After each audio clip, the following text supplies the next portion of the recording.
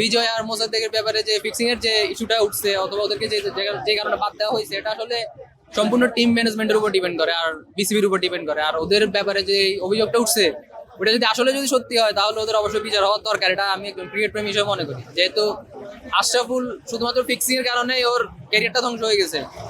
ওই হিসাবে ফিক্সিং কোনো মতেই কি ভালো না।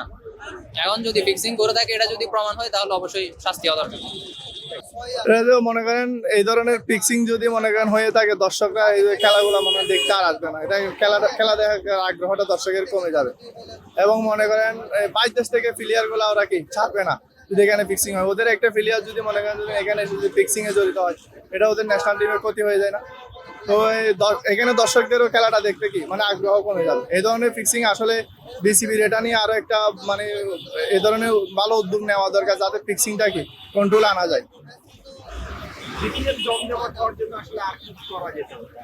বিপিএল এ জমজমাট হওয়ার জন্য আসলে আপনার এই যে আপনার দলগুলো একটু কি মানে দল দেওয়ার সময় একটু বিবেচনা করে দেওয়া দরকার। অনেকে আছে খেলোয়াড়দের টাকা দিচ্ছে না।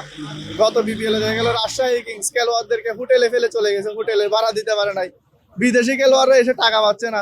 সিটাং কিংস এর একটা আপনার ওই যে আফ্রিদিকে মেন্টর হিসেবে এনে টাকা দিতে পারে নাই। এ ধরনের হলে মনে বড় বড় স্টাররা আমাদের বিপিএল এ খেলতে আসবে না।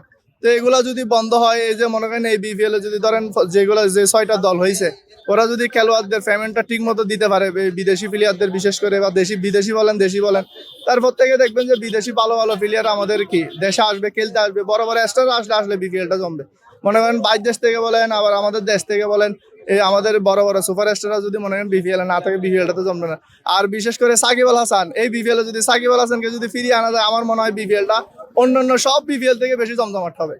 এটা বাংলাদেশের আপনি এখানে যতগুলো দর্শক থেকে জিজ্ঞেস করবেন, প্রত্যেকটা দর্শক এটা বলবে যে সাকিব আল হাসান যদি ফিরে আসে বিপিএল এ, যদি সাকিব আল হাসান খেলে বিপিএল এ সবচাইতে বেশি জমজমাট হবে।